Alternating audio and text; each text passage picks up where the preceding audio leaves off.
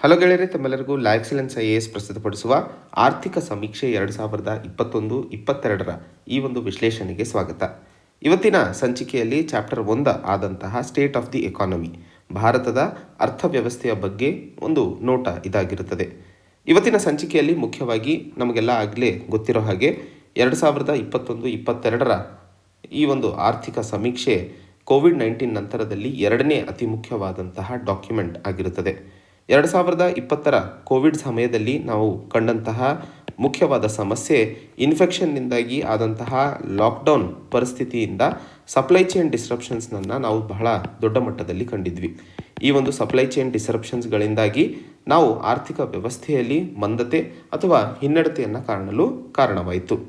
ಈ supply chain ಡಿಸ್ರಪ್ಷನ್ಸ್ಗಳು ಅಥವಾ ವ್ಯವಹಾರಗಳಲ್ಲಿ ಆದಂತಹ ಹಿನ್ನಡತೆಯಿಂದಾಗಿ ಇನ್ನೊಂದು ಅತಿ ದೊಡ್ಡ ಸಮಸ್ಯೆ ನಾವು ಭಾರತದ ಆರ್ಥಿಕ ವ್ಯವಸ್ಥೆಯಲ್ಲಿ ಕಂಡಿರುವಂಥದ್ದು ಇನ್ಫ್ಲೇಷನ್.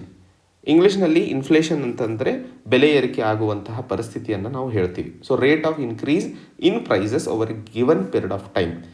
ಈ ಒಂದು ಇನ್ಫ್ಲೇಷನ್ ಮುಖ್ಯವಾಗಿ ಒಂದಿಷ್ಟು ಮಟ್ಟಕ್ಕೆ ಯಾವುದೇ ಆರ್ಥಿಕ ವ್ಯವಸ್ಥೆಗೆ ಒಳಿತಾಗಿರುತ್ತದೆ. ಆದರೆ ಅದೇ ಇನ್ಫ್ಲೇಷನ್ ಏನಾದರೂ ಬಹಳ ದೊಡ್ಡ ಮಟ್ಟದಲ್ಲಿ ಬೆಲೆ ಏರಿಕೆ ಆದಂತಹ ಸಂದರ್ಭದಲ್ಲಿ ಸಾಮಾನ್ಯ ಜನರ ಜೀವನದ ಮೇಲೆ ಅದರಿಂದ ಸಮಸ್ಯೆಗಳು ಉಂಟಾಗ್ತವೆ ಅನ್ನುವಂಥದ್ದು. So lockdown, supply chain disruption ಮತ್ತು ಇನ್ಫ್ಲೇಷನ್ನಿಂದಾಗಿ ಭಾರತ ಸರ್ಕಾರದ ಎದುರಿಗೆ ಆರ್ಥಿಕ ವ್ಯವಸ್ಥೆಯನ್ನು ಸರಿಪಡಿಸಿರುವ ನಿಟ್ಟಿನಲ್ಲಿ ಕೈಗೊಳ್ಳುವಂತಹ ಮಸೂದೆಗಳು ಅಥವಾ ಪಾಲಿಸಿಗಳಿಗೆ ಸಂಬಂಧಿಸಿದಂತೆ ಆಲೋಚನೆ ಮತ್ತು ಚಾಲೆಂಜಸ್ ಬಹಳ ದೊಡ್ಡ ಮಟ್ಟದಲ್ಲಿ ಕಂಡಿದ್ವು. ಯಾವಾಗ ಆರ್ಥಿಕ ವ್ಯವಸ್ಥೆಯಲ್ಲಿ ಇನ್ವೆಸ್ಟ್ಮೆಂಟ್ ಅಥವಾ ವ್ಯವಹಾರ ಕಡಿಮೆ ಆಗುತ್ತದೆಯೋ ಆವಾಗ ಸರ್ಕಾರದ ಜವಾಬ್ದಾರಿ ಜಾಸ್ತಿ ಆಗುತ್ತದೆ. ಯಾಕಂದರೆ ಆ ಆರ್ಥಿಕ ಹಿನ್ನಡತೆ ಮತ್ತು ಆರ್ಥಿಕ ಮಂದತೆಯನ್ನು ಮುನ್ಸಾಗಿಸಿಕೊಂಡು ಹೋಗುವಂಥದ್ದು ಸರ್ಕಾರದ ಮುಖ್ಯ ಜವಾಬ್ದಾರಿಯಾಗಿರುತ್ತದೆ. ಅದನ್ನು ನಾವು ಯಾವಾಗಲೂ ಎಕ್ಸ್ಪ್ಯಾನ್ಷನರಿ ಪಾಲಿಸಿ ಕೆಳಗಡೆ ಕಾಣ್ತೀವಿ. ತಾವು ಎಕಾನಮಿಯನ್ನು ಓದಬೇಕಾದ್ರೆ ಯಾವಾಗಲೂ ಸರ್ಕಾರ ಎರಡು ರೀತಿಯ ಪಾಲಿಸಿಗಳನ್ನು ಕೈಗೊಳ್ಳುವಂತಹ ಒಂದು ಆಪ್ಷನ್ಸ್ಗಳು ಎದುರಿಗಿರ್ತವೆ.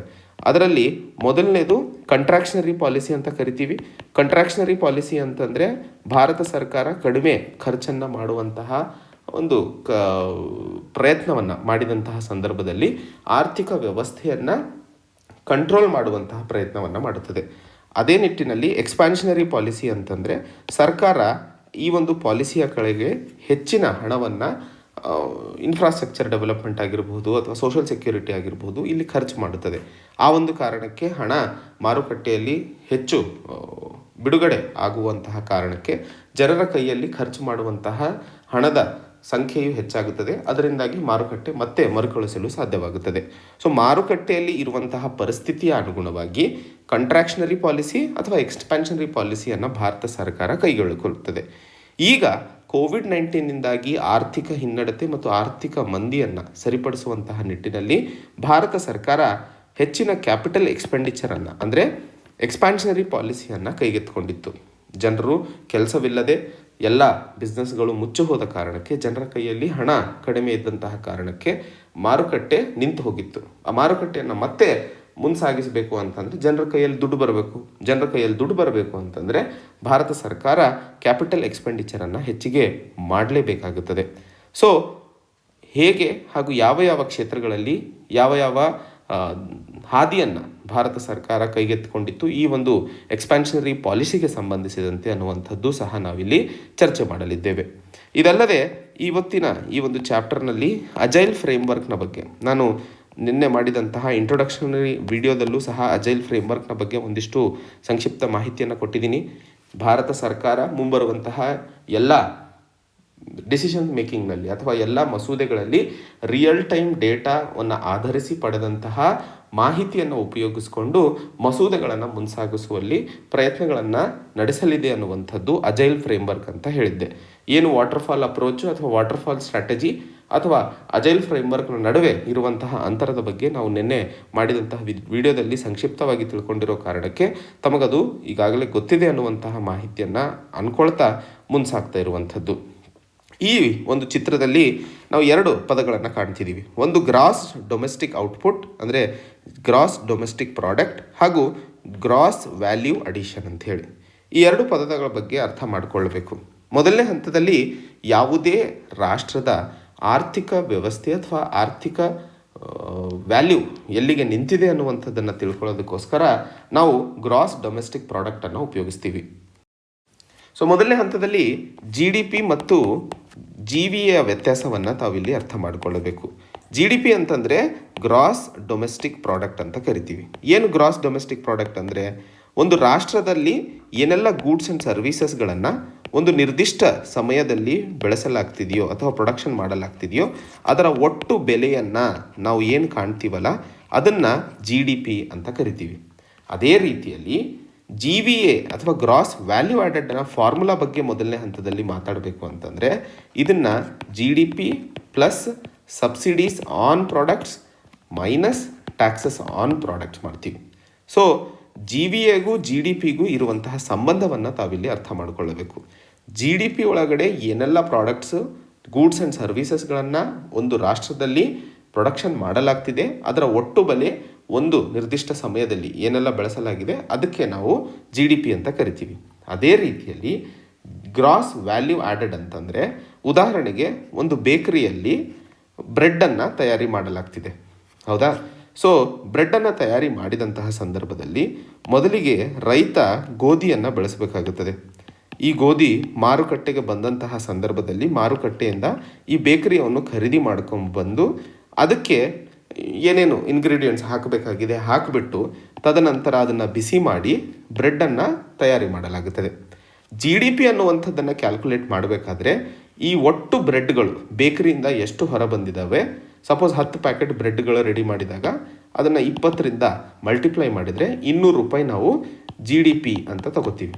ಆದರೆ ಗ್ರಾಸ್ ವ್ಯಾಲ್ಯೂ ಆ್ಯಡೆಡ್ನಲ್ಲಿ ರೈತ ಬೆಳೆದಂತಹ ಗೋಧಿ ಮಾರುಕಟ್ಟೆಯಲ್ಲಿ ಮಾರಿದಂತಹ ಸಂದರ್ಭದಲ್ಲಿ ರೈತನಿಗೆ ಆದಂತಹ ಬೆಲೆ ಎಷ್ಟು, ತದನಂತರ ಮಾರುಕಟ್ಟೆಯಿಂದ ಬೇಕರಿಯವರು ಖರೀದಿ ಮಾಡಿದಂತಹ ಸಂದರ್ಭದಲ್ಲಿ ಆ ಖರೀದಿ ಮಾಡಿದಂತಹ ಗೋಧಿಯನ್ನು ಈ ಮಧ್ಯಭಾಗದಲ್ಲಿ ಬದಲಾವಣೆ ಏನು ಮಾಡಲಾಗಿದೆ ಬ್ರೆಡ್ಗೆ ಕನ್ವರ್ಟ್ ಮಾಡೋಕ್ಕೆ ಆ ಒಂದು ಬೆಲೆಯನ್ನು, ಸೊ ಈ ಎರಡು ಬೆಲೆಯನ್ನು ಕೂಡಿಸಿ ತರುವಂತಹ ಒಂದು ಒಟ್ಟು ಬೆಲೆ ಅದೂ ಸಹ 200 ರೂಪಾಯಿನೇ ಆಗಿರುತ್ತದೆ. ಅದನ್ನು ನಾವು ಗ್ರಾಸ್ ವ್ಯಾಲ್ಯೂ ಆ್ಯಡೆಡ್ ಅಂತ ಕರಿತಿರುವಂಥದ್ದು. ಸೊ ಇಲ್ಲಿ ಮುಖ್ಯವಾಗಿ ತಾವು ಇಲ್ಲಿ ಅರ್ಥ ಮಾಡ್ಕೊಳ್ಬೇಕಾಗಿರುವಂಥದ್ದು ಜಿ ಡಿ ಪಿ ನಾವು ಅಂತ್ಯದಲ್ಲಿ ಉದ್ಭವ ಆಗ್ತಾ ಇರುವಂತಹ ವಸ್ತು ಅಥವಾ ಸರ್ವೀಸಸನ್ನು ಪರಿಗಣನೆಗೆ ತಗೊಂಡು ಕ್ಯಾಲ್ಕುಲೇಟ್ ಮಾಡ್ತೀವಿ.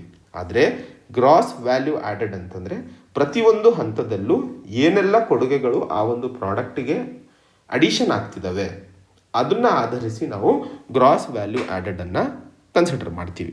ಸೊ ಈ ಎರಡು ನಿಮಗೆ ಅರ್ಥ ಆಗಿದೆ ಅಂತ ಅನ್ಕೋತೀನಿ.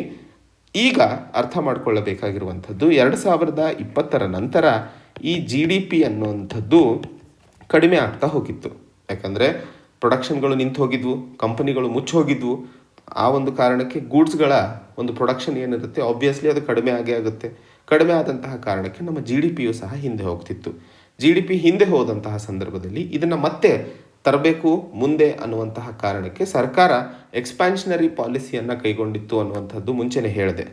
ಆ ಒಂದು ನಿಟ್ಟಿನಲ್ಲಿ ಈ ವರ್ಷದ ಅಡ್ವಾನ್ಸ್ ಎಸ್ಟಿಮೇಟ್ಸ್ ಮುಂಬರುವಂತಹ ಆರ್ಥಿಕ ಚಟುವಟಿಕೆಗಳನ್ನು ಆಧರಿಸಿ ಏನು ಜಿ ಡಿ ಪಿ ಗ್ರೋತ್ ರೇಟನ್ನು 2021-22ರಲ್ಲಿ ನಾವು ಕಂಡಿದ್ವಿ ಅನ್ನುವಂಥದ್ದನ್ನು ನೋಡಿದಾಗ ಅದು 9.2% ಕಾಣ್ತಾ ಇರುವಂಥದ್ದನ್ನು ಹೇಳ್ತಾ ಇದ್ದೀವಿ.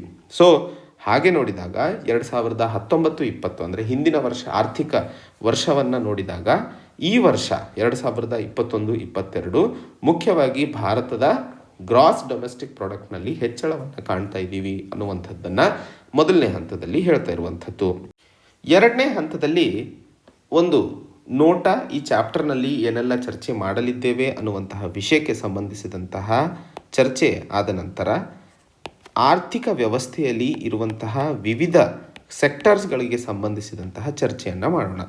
ಮೊದಲನೇ ಹಂತದಲ್ಲಿ ಕೋವಿಡ್-19ನಿಂದಾಗಿ ಯಾವುದಾದರೂ ಒಂದು ಕ್ಷೇತ್ರ ಹೊಡೆತ ಬಿದ್ದಿರಲಿಲ್ಲ ಅಂತಂದರೆ ಅದು ಕೃಷಿ ಮಾತ್ರ ಆಗಿತ್ತು. ಹಾಗೆ ನೋಡಿದಾಗ 2021 ಮತ್ತು 2022 ಆರ್ಥಿಕ ವರ್ಷದಲ್ಲಿ ಕೃಷಿ ಕ್ಷೇತ್ರವು 3.9% ಏರಿಕೆ ಅಥವಾ ಬೆಳವಣಿಗೆಯನ್ನು ಕಂಡಿರುವಂಥದ್ದು. ಹಾಗೆ ಹಿಂದಿನ 2 ವರ್ಷಗಳನ್ನು ನೋಡಿದಾಗ ಕೃಷಿ ಕ್ಷೇತ್ರವು 3.6% ಮತ್ತು 4.3% ರೇಟ್ನಲ್ಲಿ ಬೆಳವಣಿಗೆ ಕಂಡಿತ್ತು. ಹಾಗೆ ಆಗಿದ್ದರೆ ಈ ವರ್ಷವು ನಾವು ಕೋವಿಡ್-19ನಿಂದಾಗಿ ಕೃಷಿ ಕ್ಷೇತ್ರದ ಮೇಲೆ ಯಾವುದೇ ದೊಡ್ಡ ಮಟ್ಟದ ಹಿನ್ನಡತೆಯನ್ನು ಕಂಡಿಲ್ಲ, ಇನ್ನು ಬೆಳವಣಿಗೆಯನ್ನೇ ಕಂಡಿದ್ದೀವಿ ಅನ್ನುವಂಥದ್ದನ್ನು ಹೇಳ್ತಾ ಇರುವಂಥದ್ದು. ಇದಲ್ಲದೆ ಭಾರತ ಸರ್ಕಾರವು ಕೃಷಿ ಕ್ಷೇತ್ರದಲ್ಲಿ ಬೆಳೀತಾ ಇರುವಂತಹ ಬೆಳೆಗಳನ್ನು ಇನ್ನೂ ಹೆಚ್ಚಿನ ಸಹಕಾರವನ್ನು ಕೊಡುವಂತಹ ನಿಟ್ಟಿನಲ್ಲಿ ಏನು ಬೆಳೆಗಳನ್ನು ಖರೀದಿ ಮಾಡುತ್ತದೆಯೋ ಭಾರತ ಸರ್ಕಾರ MSP ಆಧಾರದ ಮೇಲೆ ಅವುಗಳನ್ನು ಮುಂಸಾಗಿಸ್ಕೊಂಡು ಹೋಗ್ತಾ ಇದೆ. ಮುಖ್ಯವಾಗಿ ಈ MSP ದರದಲ್ಲಿ ಭಾರತ ಸರ್ಕಾರ ಖರೀದಿ ಮಾಡ್ತಾ ಇರುವಂಥದ್ದು 2 ಮೂಲ ಉದ್ದೇಶಗಳೊಂದಿಗೆ. ಮೊದಲನೇದು, ಭಾರತದಲ್ಲಿ ಬಡವರಿಗೆ ಮತ್ತು ವಲ್ನರಬಲ್ ಸೆಕ್ಷನ್ಸಿಗೆ ನ್ಯಾಷನಲ್ ಫುಡ್ ಸೆಕ್ಯೂರಿಟಿ ಆ್ಯಕ್ಟ್ 2013ರಲ್ಲಿ ಏನು ತರಲಾಗಿತ್ತೋ ಇದರ ಅಡಿಯಲ್ಲಿ ಸಿಗಬೇಕಾದಂತಹ ಪ್ರಾವಧಾನವನ್ನು ಪೂರ್ಣಗೊಳಿಸುವಂಥದ್ದು, ಹಾಗೆ ರೈತರಿಗೆ ಸಿಗುವಂತಹ ಇನ್ಕಮ್ನಲ್ಲೂ ಸಹ ಹೆಚ್ಚಳವನ್ನು ಕಾಣುವಂಥದ್ದು ಮೂಲ ಉದ್ದೇಶವಾಗಿರುತ್ತದೆ. ತಮಗೆಲ್ಲ ಇದರ ಬಗ್ಗೆ ನಾನು ಆ್ಯಕ್ಚುಲಿ MSP ಬಗ್ಗೆ ಸಂಬಂಧಿಸಿದಂತೆ ಲಾಯಕ್ಸ್ ಎಕ್ಸ್ಪ್ಲೇನ್ ವಿಡಿಯೋದಲ್ಲಿ ಒಂದು ಚರ್ಚೆಯನ್ನು ಮಾಡಿದ್ದೆ. ಸೊ ಅದ್ರ ಬಗ್ಗೆ ತಾವು ತಿಳ್ಕೊಳ್ಳಿ, ಹೇಗೆ MSP ರೈತರಿಗೆ ಮುಖ್ಯವಾಗಿ ತನ್ನ ಆದಾಯವನ್ನು ಹೆಚ್ಚಿಸುವಂತಹ ನಿಟ್ಟಿನಲ್ಲಿ ಅನುಕೂಲತೆಯನ್ನು ಮಾಡಿಕೊಡುತ್ತದೆ ಅನ್ನುವಂಥದ್ದು.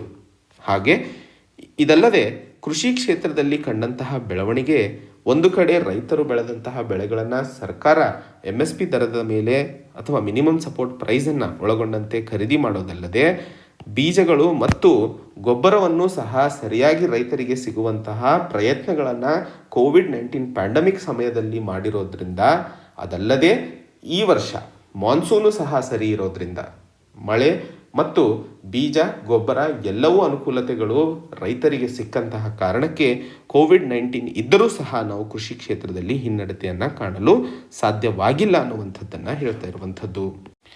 ಮುಂದಿನ ಹಂತದಲ್ಲಿ ಅಂದರೆ ಸೆಕ್ಟಾರ್ಗಳ ಬಗ್ಗೆ ನಾವು ಮಾತಾಡ್ತಾ ಇರುವಂತಹ ಕಾರಣಕ್ಕೆ ಮೊದಲನೇ ಹಂತದಲ್ಲಿ ಕೃಷಿ ಕ್ಷೇತ್ರಕ್ಕೆ ಸಂಬಂಧಿಸಿದಂತೆ ಕೋವಿಡ್-19 ಪ್ಯಾಂಡಮಿಕ್ನಲ್ಲಿ ಹೆಚ್ಚಿನ ಹಿನ್ನಡತೆಯನ್ನು ನಾವು ಕಂಡಿಲ್ಲ ಅನ್ನುವಂಥದ್ದನ್ನು ಅರ್ಥ ಮಾಡ್ಕೊಂಡ್ವಿ. ಎರಡನೇ ಹಂತದಲ್ಲಿ ಯುಟಿಲಿಟಿ ಸೆಗ್ಮೆಂಟ್ನ ಬಗ್ಗೆ ಮಾತಾಡ್ತಿದ್ದೀವಿ. ಯುಟಿಲಿಟಿ ಸೆಗ್ಮೆಂಟ್ ಅಂತಂದರೆ ವಿದ್ಯುತ್ ಹಾಗೂ ನೀರಿನ ಒಂದು ಪೂರೈಕೆ ನಾಗರಿಕರಿಗೆ ಏನು ಮಾಡಿಕೊಡಲಾಗುತ್ತದೆಯೋ ಆ ಒಂದು ಕ್ಷೇತ್ರದಲ್ಲೂ ಸಹ ನಾವು ಯಾವುದೇ ಹಿನ್ನಡತೆಯನ್ನು ಕಾಣಲು ಸಾಧ್ಯವಾಗಿಲ್ಲ. ಈ ಒಂದು ಇಂಡಸ್ಟ್ರಿ ನೋಡಿದಾಗ ದೇಶದ ಆರ್ಥಿಕ ವ್ಯವಸ್ಥೆಯಲ್ಲಿ 28.2% ಕೊಡುಗೆಯನ್ನು ಕೊಡ್ತಾ ಇರುವಂಥದ್ದನ್ನು ಸಹ ತಾವಿಲ್ಲಿ ಅರ್ಥ ಮಾಡಿಕೊಳ್ಳಬೇಕು. ಇದಲ್ಲದೆ ಇಂಡೆಕ್ಸ್ ಆಫ್ ಇಂಡಸ್ಟ್ರಿಯಲ್ ಪ್ರೊಡಕ್ಷನ್ ಅನ್ನುವಂತಹ ಒಂದು ಪ್ಯಾರಾಮೀಟರನ್ನು ನೋಡಿದಾಗ ದೇಶದಲ್ಲಿ ಯಾವ ರೀತಿ ಇಂಡಸ್ಟ್ರಿಗಳು ತಮ್ಮ ಕಾರ್ಯವನ್ನು ನಿರ್ವಹಿಸ್ತಿದ್ದಾವೆ ಅನ್ನುವಂತಹ ಪ್ಯಾರಾಮೀಟರ್ಸನ್ನು ತಿಳ್ಕೊಳ್ಳೋದಕ್ಕೆ ಅನುಕೂಲತೆಯನ್ನು ಮಾಡಿಕೊಡುತ್ತದೆ. ಇವುಗಳನ್ನು ನೋಡಿದಾಗ ಇಂಡೆಕ್ಸ್ ಆಫ್ ಇಂಡಸ್ಟ್ರಿಯಲ್ ಪ್ರೊಡಕ್ಷನೂ ಸಹ ಈ ವರ್ಷ ಹಿಂದಿನ ವರ್ಷಕ್ಕೆ ಕಂಪೇರ್ ಮಾಡಿದರೆ ಬೆಳವಣಿಗೆಯನ್ನು ಕಂಡಿದ್ದೀವಿ ಅನ್ನುವಂಥದ್ದನ್ನು ಸಹ ಇಲ್ಲಿ ಹೇಳಲು ಪ್ರಯತ್ನಿಸ್ತಿರುವಂಥದ್ದು. ಹಾಗೆ ಈ ಕೋವಿಡ್-19 ಸಂದರ್ಭದಲ್ಲಿ ಭಾರತ ಸರ್ಕಾರ ಹೆಚ್ಚಿನ ಕ್ಯಾಪಿಟಲ್ ಎಕ್ಸ್ಪೆಂಡಿಚರ್ ಅಂದರೆ ಇನ್ಫ್ರಾಸ್ಟ್ರಕ್ಚರ್ನ ಮೇಲೆ ಭಾರತ ಸರ್ಕಾರ ತನ್ನ ಹೂಡಿಕೆಯನ್ನು ಹೆಚ್ಚು ಮಾಡಿದಂತಹ ಕಾರಣಕ್ಕೆ ನಾವು ಕನ್ಸ್ಟ್ರಕ್ಷನ್ ಸೆಕ್ಟರನ್ನು ರಿವೈವ್ ಮಾಡಲು ಸಾಧ್ಯವಾಯಿತು. ಕನ್ಸ್ಟ್ರಕ್ಷನ್ ಸೆಕ್ಟರ್ನ ರಿವೈವ್ ಮಾಡಿರುವಂತಹ ಕಾರಣಕ್ಕೆ ಹೆಚ್ಚಿನ ಸ್ಟೀಲ್ ಮತ್ತು ಸಿಮೆಂಟ್ನ ಬಳಕೆಯೂ ಸಹ ಹೆಚ್ಚಾದ ಕಾರಣಕ್ಕೆ ಇವು ಇಂಡಸ್ಟ್ರಿಗಳು ಸಹ ಬೆಳೆಯಲು ಕಾರಣವಾದವು ಅನ್ನುವಂಥದ್ದು. ಸೊ ಸರ್ಕಾರ ಮಾಡಿದಂತಹ ಒಂದು ಕೆಲಸದಿಂದ ಇನ್ನೊಂದು ಕೆಲಸಗಳು ಸಹ ಎಫೆಕ್ಟ್ ಆಗಿ ಆರ್ಥಿಕ ವ್ಯವಸ್ಥೆಯಲ್ಲಿ ಅದು ಒಂದು ರೀತಿಯ ಸೈಕಲ್ ರೂಪದಲ್ಲಿ ಬೆಳವಣಿಗೆ ಆಗುವಂತಹ ಕಾರಣಕ್ಕೆ ಸರ್ಕಾರ ಆ ಒಂದು ಕ್ರಮವನ್ನು ಕೈಗೊಂಡಿರುತ್ತದೆ ಅನ್ನುವಂಥದ್ದನ್ನು ಸಹ ಅರ್ಥ ಮಾಡಿಕೊಳ್ಳಬೇಕು. ಕನ್ಸ್ಟ್ರಕ್ಷನ್, ಇಂಡಸ್ಟ್ರಿ, ಯುಟಿಲಿಟಿ ಸೆಗ್ಮೆಂಟ್ ಹಾಗೂ ಕೃಷಿ ಕ್ಷೇತ್ರದ ನಂತರ ದೇಶದ ಅತಿ ಅಮೂಲ್ಯವಾಗಿರುವಂತಹ ಸರ್ವಿಸ್ ಸೆಕ್ಟರ್ನ ಬಗ್ಗೆಯೂ ಸಹ ತಾವು ಇಲ್ಲಿ ತಿಳ್ಕೊಬೇಕಾಗಿರುವಂಥದ್ದು. 2020-21ರಲ್ಲಿ 8.4% ಕುಸಿದಂತಹ ಈ ಒಂದು ಸೆಕ್ಟಾರ್ 8.2% ಬೆಳವಣಿಗೆಯನ್ನು 2021-22ರಲ್ಲಿ ಕಾಣ್ತಾ ಇದೆ ಅನ್ನುವಂಥದ್ದನ್ನು ಸಹ ಇಲ್ಲಿ ಅರ್ಥ ಮಾಡಿಕೊಳ್ಳಬೇಕು.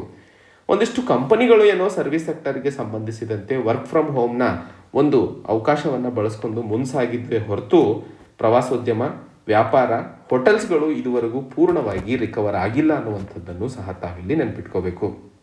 ದೇಶದ ಅರ್ಧಕ್ಕಿಂತ ಹೆಚ್ಚು ಆರ್ಥಿಕ ವ್ಯವಸ್ಥೆ ಈ ಒಂದು ಸರ್ವಿಸ್ನ ಮೇಲೆ ಡಿಪೆಂಡೆಂಟ್ ಆಗಿರೋದ್ರಿಂದ ಇದು ಬಹುದೊಡ್ಡವಾದಂತಹ ಪಾತ್ರವನ್ನು ವಹಿಸುತ್ತದೆ ಅನ್ನುವಂಥದ್ದನ್ನು ಸಹ ತಾವಿಲ್ಲಿ ಅರ್ಥ ಮಾಡಿಕೊಳ್ಳಬೇಕು.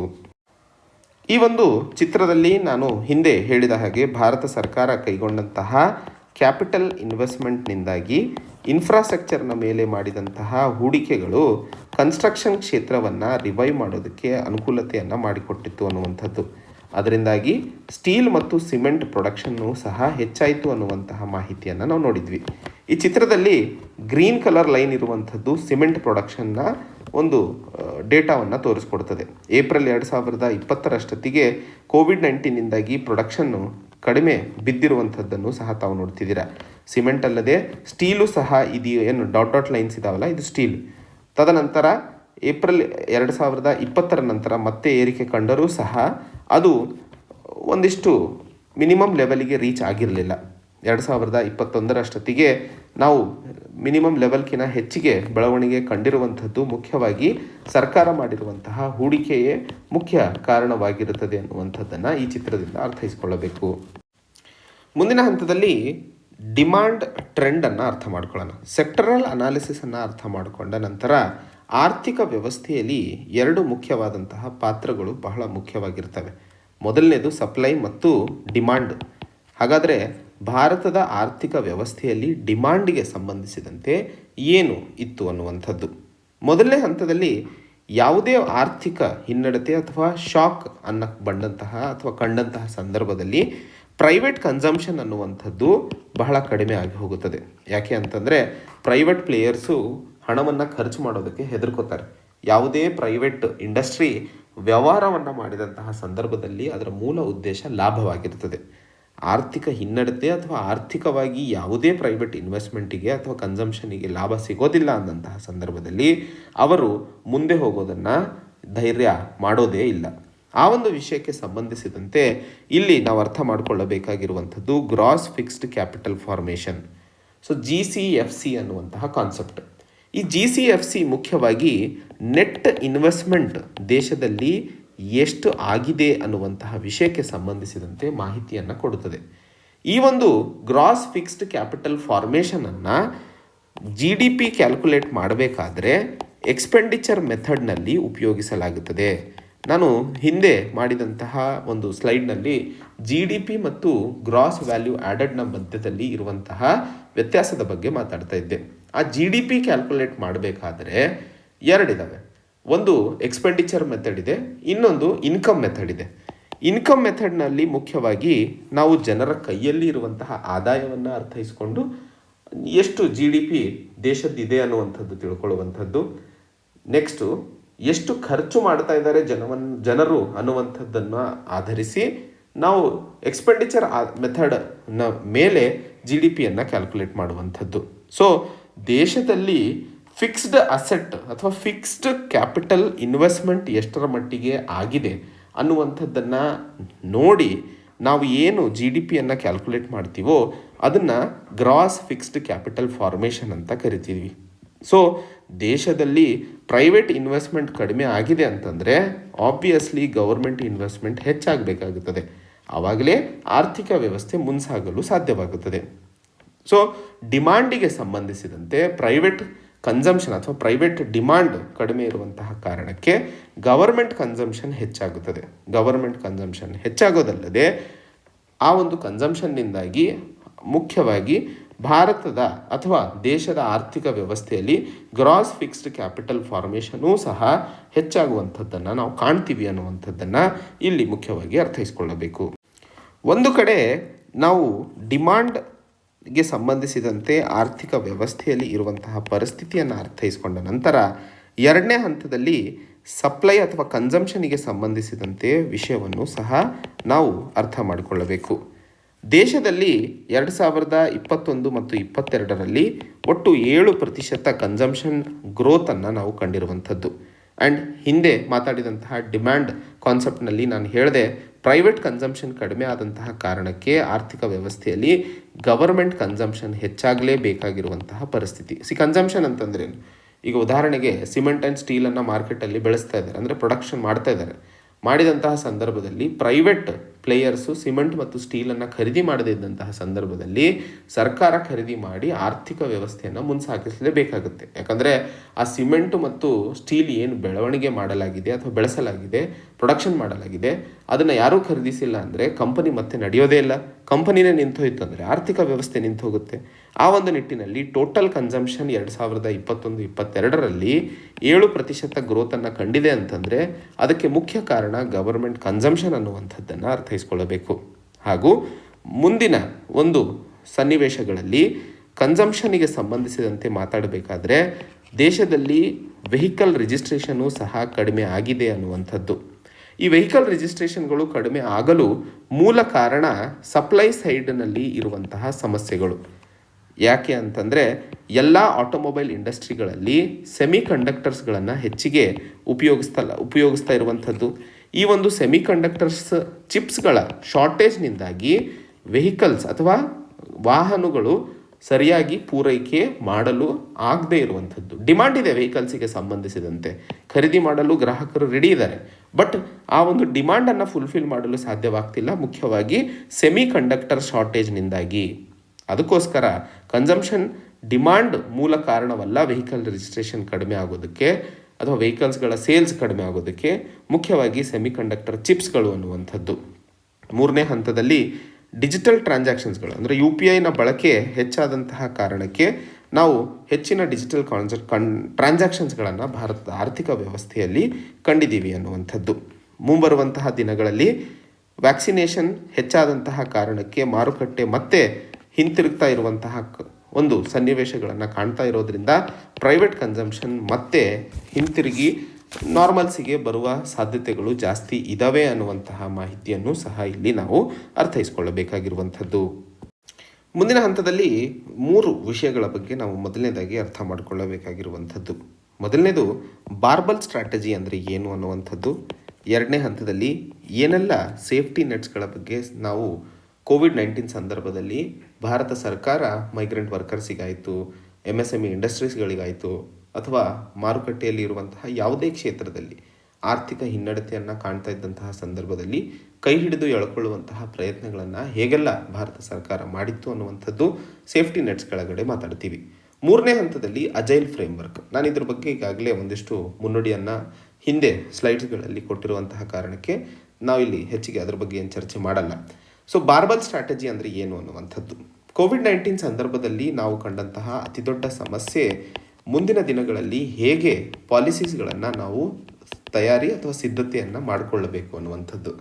2020ರಲ್ಲಿ ಈ ರೀತಿಯ ಒಂದು ಸಮಸ್ಯೆಯನ್ನು ನಾವು ಕಾಣ್ತೀವಿ ಅನ್ನುವಂಥದ್ದನ್ನೇ ಊಹಿಸಿರಲಿಲ್ಲ.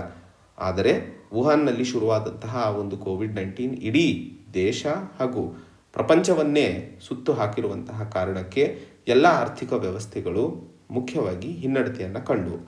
ಮೊದಲನೇದು ಇನ್ಫೆಕ್ಷನ್, ಎರಡನೇದು ಸಪ್ಲೈ ಸೈಡ್ ಕನ್ಸ್ಟ್ರೆಂಟ್ಸ್, ಮೂರನೇದು ಇನ್ಫ್ಲೇಷನ್, ಗ್ಲೋಬಲ್ ಇನ್ಫ್ಲೇಷನ್ನು ಸಹ ನಾವು ಕಂಡ್ವಿ. ಈ 3 ಸಮಸ್ಯೆಗಳು ಸರ್ಕಾರಕ್ಕೆ ಮುಂದಿನ ದಿನಗಳಲ್ಲಿ ಈ ರೀತಿಯ ಅನಾಹುತಕಾರಿ ಸಮಸ್ಯೆಗಳು ಎದುರಾದಂತಹ ಸಂದರ್ಭದಲ್ಲಿ ಆರ್ಥಿಕ ವ್ಯವಸ್ಥೆ ನಿಲ್ಲದೆ ಮುನ್ಸಾಗಿಸಿಕೊಂಡು ಹೋಗುವಂತಹ ಕಾನೂನು ಅಥವಾ ಮಸೂದೆಗಳನ್ನು ತರುವ ಅವಶ್ಯಕತೆ ಇದೆ ಅನ್ನುವಂತಹ ನಿಟ್ಟಿನಲ್ಲಿ ಒಂದು ಬಾರ್ಬಲ್ ಸ್ಟ್ರಾಟಜಿಯ ಬಗ್ಗೆ ನಾವಿಲ್ಲಿ ಚರ್ಚೆಯನ್ನು ಮಾಡ್ತಿರುವಂಥದ್ದು. ಬಾರ್ಬಲ್ ಸ್ಟ್ರಾಟಜಿಯಲ್ಲಿ ಮುಖ್ಯವಾಗಿ ನಾವು 2 ಹಂತ ಅಥವಾ 2 ಕೈಗಳು ಮುಖ್ಯ ಅರ್ಥ ಮಾಡಿಕೊಳ್ಳಬೇಕಾಗಿರುವಂಥದ್ದು. ಮೊದಲನೇ ಕೈಯಲ್ಲಿ ನಾವು ಮಾತಾಡ್ತಾ ಇರುವಂಥದ್ದು ಅಜೈಲ್ ಫ್ರೇಮ್ವರ್ಕ್ ಮತ್ತು ವಾಟರ್ಫಾಲ್ ಅಪ್ರೋಚ್ನ ಬಗ್ಗೆ. ಈ ಮೊದಲನೇ ಕೈಯೇ ಅಜೈಲ್ ಫ್ರೇಮ್ವರ್ಕಿಗೆ ಸಂಬಂಧಿತವಾಗಿರುವಂಥದ್ದು. ನಾವು ಈ COVID-19ಕಿಂತ ಮುಂಚೆ ಮುಖ್ಯವಾಗಿ ವಾಟರ್ಫಾಲ್ ಅಪ್ರೋಚನ್ನು ಉಪಯೋಗಿಸ್ತಾ ಇದ್ವಿ. ನಾನು ಹೇಳಿದೆ, ಭಾರತದ ಸ್ವತಂತ್ರದ ನಂತರ ನಾವು 5 ಇಯರ್ ಪ್ಲ್ಯಾನ್ ಅನ್ನುವಂಥದ್ದನ್ನು ಏನು ಕನ್ಸಿಡರ್ ಮಾಡಿ ಪಾಲಿಸ್ತಾ ಇದ್ವು. ಮುಖ್ಯವಾಗಿ ಒಂದಿಷ್ಟು ಟಾರ್ಗೆಟ್ಸ್ಗಳನ್ನು ಸೆಟ್ ಮಾಡಿಬಿಟ್ಟು ಆ ಟಾರ್ಗೆಟ್ಸ್ಗಳನ್ನು ಅಚೀವ್ ಮಾಡೋದಕ್ಕೆ ಕೆಲಸವನ್ನು ಮಾಡ್ತಾ ಇದ್ವಿ. ಆದರೆ ಈ ಟಾರ್ಗೆಟ್ಸ್ಗಳು ಸಾಧಿಸಲು ಮುಖ್ಯವಾಗಿ ಸಮಯ ಒಂದಾಗಿರಬೇಕು, ಯಾವುದೇ ಸಮಸ್ಯೆಗಳು ಎದುರಾಗಬಾರದು, ಹಾಗೂ ನಾವು ಅಂದ್ಕೊಂಡಂಗೆ ಎಲ್ಲ ಕೆಲಸಗಳು ಮುನ್ಸಾಗಿಸಿದಂತಹ ಸಂದರ್ಭದಲ್ಲಿ ಟಾರ್ಗೆಟ್ಸ್ಗಳು ಅಚೀವ್ ಆಗ್ತಿದ್ವು.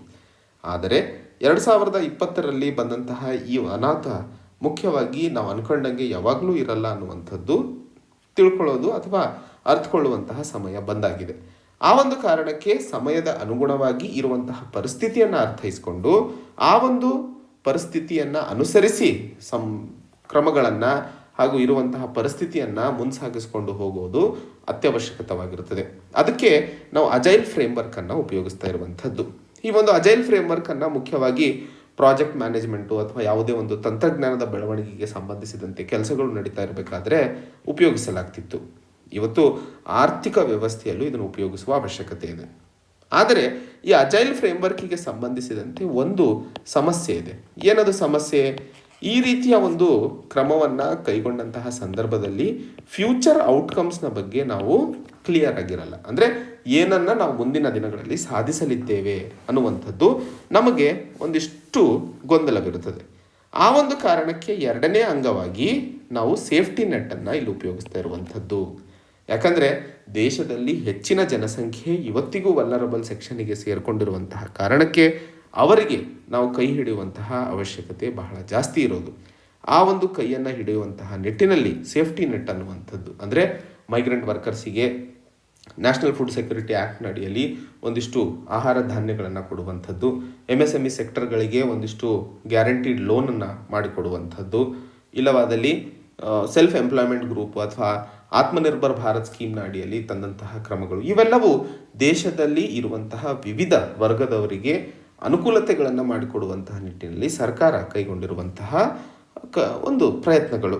ಸೊ ಈ ಬಾರ್ಬಲ್ ಸ್ಟ್ರಾಟಜಿ ಅಡಿಯಲ್ಲಿ ಮುಖ್ಯವಾಗಿ ನಾವು ಎರಡು ಹಂತದಲ್ಲಿ ಕೆಲಸ ಮಾಡ್ತೀವಿ. ಒಂದು ಕಡೆ ಅಜೈಲ್ ಫ್ರೇಮ್ವರ್ಕ್, ಎರಡೇ ಕಡೆ ಸೇಫ್ಟಿ ನೆಟ್ಟನ್ನು ನಾವು ಕೈಗೆತ್ತಿಕೊಂಡು ಮುನ್ಸಾಗಿಸ್ತಾ ಇರುವಂಥದ್ದು. ಸೊ ಒಂದು ಕಡೆ ಸೇಫ್ಟಿ ನೆಟ್ಸ್ನ ಬಗ್ಗೆ ಮಾತಾಡಿದಾಗ ನರೇಗಾವು ಸಹ ಒಂದು ಸೇಫ್ಟಿ ನೆಟ್ ಆಗಿರುತ್ತದೆ. Mahatma Gandhi national rural employment guarantee act. ಈ ಒಂದು ಕೋವಿಡ್ ನಂತರದ ಸಮಯದಲ್ಲಿ ಅತಿ ದೊಡ್ಡ ಸಮಸ್ಯೆ ಟಿವಿಗಳಲ್ಲಿ ನಾವು ಕಂಡಂಥದ್ದು ಮೈಗ್ರೆಂಟ್ಸ್ ಅವರು ಊರ ಕಡೆ ನಡೆದು ಹೋಗ್ತಾ ಇರುವಂಥದ್ದು. ಕೆಲಸ ಇಲ್ಲದೆ ಊರ ಕಡೆಗೆ ಹೋದಂತಹ ಜನರಿಗೆ ಏನು ಕೆಲಸ ಮಾಡಬೇಕು ಅಂತ ಗೊತ್ತಿಲ್ಲದಂತಹ ಸಂದರ್ಭದಲ್ಲಿ ಈ ಒಂದು ನರೇಗಾ ಬಹಳ ದೊಡ್ಡ ಮಟ್ಟದಲ್ಲಿ ಅನುಕೂಲತೆಯನ್ನು ಮಾಡಿಕೊಟ್ಟಿತ್ತು. ಆ ಒಂದು ನಿಟ್ಟಿನಲ್ಲಿ ನರೇಗಾ ಒಂದು ರೀತಿಯ ಸೇಫ್ಟಿ ನೆಟ್ ಆಗಿರುತ್ತದೆ. ಇದಲ್ಲದೆ ದೇಶದಲ್ಲಿ ಪ್ರಪಂಚದಲ್ಲೇ ಅತಿ ದೊಡ್ಡ ಫ್ರೀ ಫುಡ್ ಪ್ರೋಗ್ರಾಮನ್ನು ನಡೆಸಿಕೊಡುವಂಥದ್ದು. ಸೊ ಜನರಿಗೆ ಆರ್ಥಿಕ ವ್ಯವಸ್ಥೆ ಹಿನ್ನಡತೆ ಇದ್ದಂತಹ ಕಾರಣಕ್ಕೆ ಕೆಲಸಗಳು ಇಲ್ಲದೆ ಇರುವಂಥದ್ದು, ಆ ಒಂದು ಕಾರಣಕ್ಕೆ ದೇಶದ ಯಾವೊಬ್ಬ ನಾಗರಿಕರನ್ನು ಹಸಿವಿನಿಂದ ಬಳಲಬಾರದು ಅನ್ನುವಂತಹ ವಿಷಯಕ್ಕೆ ಸಂಬಂಧಿಸಿದಂತೆ ಪ್ರಧಾನಮಂತ್ರಿ ಅನ್ನಭಾಗ್ಯ ಯೋಜನೆಯನ್ನು ತರಲಾಗಿತ್ತು. ನ್ಯಾಷನಲ್ ಫುಡ್ ಸೆಕ್ಯೂರಿಟಿ ಆ್ಯಕ್ಟ್ನ ಅಡಿಯಲ್ಲಿ ಸಿಗುವಂತಹ ಆಹಾರ ಧಾನ್ಯಗಳ ಜೊತೆಯಲ್ಲಿ ಪ್ರತಿಯೊಬ್ಬ ವ್ಯಕ್ತಿಗೂ 5 ಕಿಲೋ ಅಥವಾ 5 kg ಹೆಚ್ಚಿನ ಅಕ್ಕಿಯನ್ನು ಕೊಡುವಂತಹ ಪ್ರಾವಧಾನವನ್ನು ಮಾಡಲಾಗಿತ್ತು.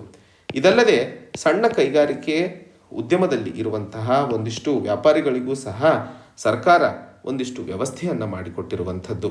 ಇದಲ್ಲದೆ ದೇಶದಲ್ಲಿ ವ್ಯಾಕ್ಸಿನೇಷನ್ ಕಾರ್ಯಕ್ರಮವನ್ನು ಬಹುದೊಡ್ಡ ಮಟ್ಟದಲ್ಲಿ ಕೈಗೊಂಡಿರುವಂತಹ ಪ್ರಯತ್ನಗಳು ಮುಖ್ಯವಾಗಿ ದೇಶದ ಸಮಸ್ಯೆಗಳನ್ನು ಪರಿಹರಿಸುವುದರಲ್ಲಿ ಬಹಳ ಅನುಕೂಲತೆಯನ್ನು ಮಾಡಿಕೊಟ್ಟಿತ್ತು ಅನ್ನುವಂಥದ್ದು.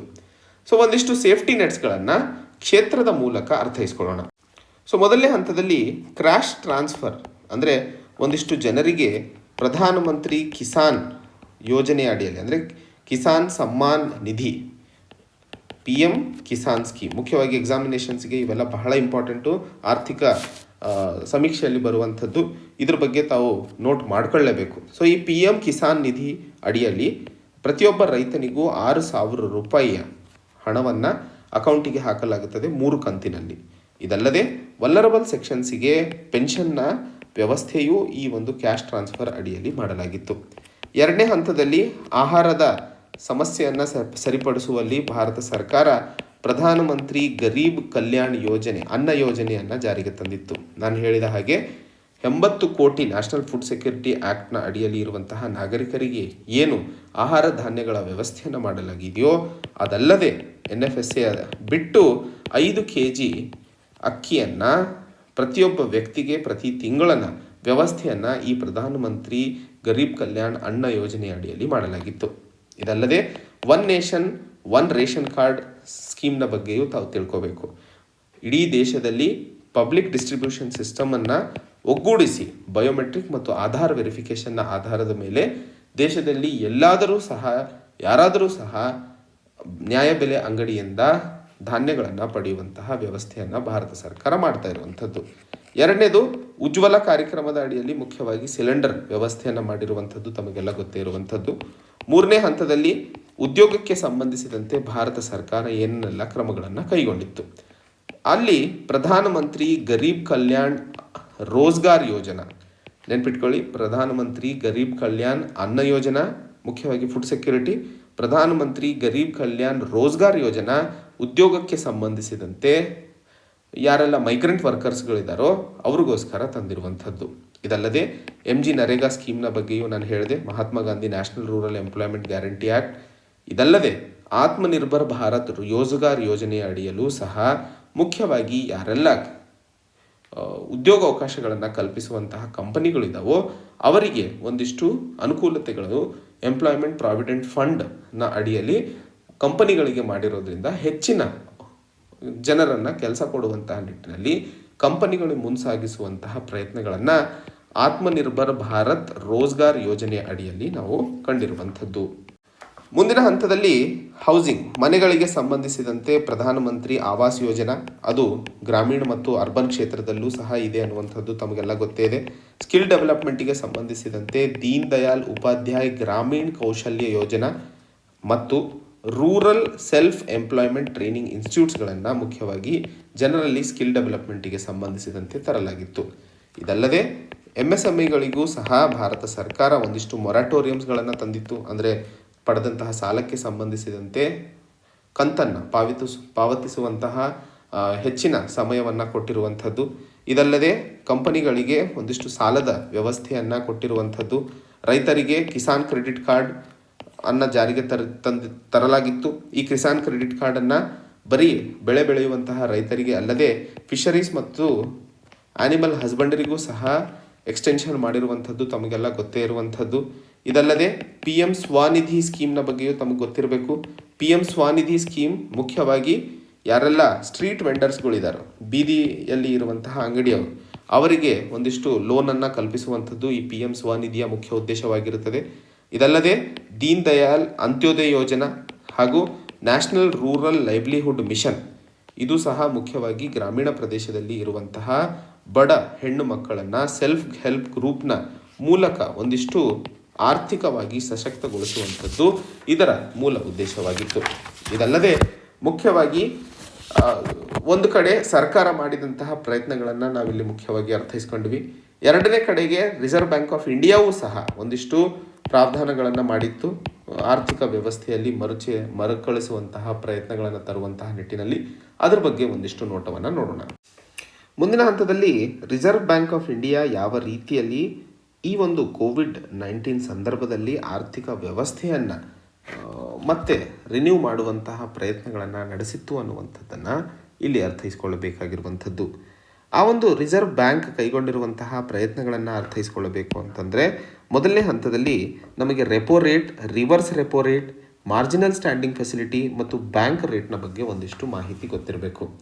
ಮೊದಲನೇ ಹಂತದಲ್ಲಿ ರೆಪೋ ರೇಟ್ ಅಂತಂದರೆ ಏನಾದರೂ ಬ್ಯಾಂಕ್ಸ್ಗಳು ರಿಸರ್ವ್ ಬ್ಯಾಂಕ್ ಆಫ್ ಇಂಡಿಯಾದಿಂದ ಸಾಲವನ್ನು ಪಡೆದಂತಹ ಪರಿಸ್ಥಿತಿಯಲ್ಲಿ ಅಥವಾ ಯಾವ ಒಂದು ಇಂಟ್ರೆಸ್ಟ್ ರೇಟ್ನಲ್ಲಿ ರಿಸರ್ವ್ ಬ್ಯಾಂಕ್ ಆಫ್ ಇಂಡಿಯಾ ಬ್ಯಾಂಕ್ಸ್ಗಳಿಗೆ ಅಂದರೆ ಶೆಡ್ಯೂಲ್ಡ್ ಕಮರ್ಷಿಯಲ್ ಬ್ಯಾಂಕ್ಸ್ಗಳಿಗೆ ಸಾಲವನ್ನು ಕೊಡ್ತಾ ಇದೆಯೋ ಅದನ್ನು ನಾವು ರೆಪೋ ರೇಟ್ ಅಂತ ಕರಿತೀವಿ. ನೆನ್ಪಿಟ್ಕೊಳ್ಳಿ, ಬಹಳ ಇಂಪಾರ್ಟೆಂಟು, ಎಕ್ಸಾಮಿನೇಷನ್ಸಲ್ಲಿ ಇದನ್ನು ಕೇಳ್ತಾರೆ.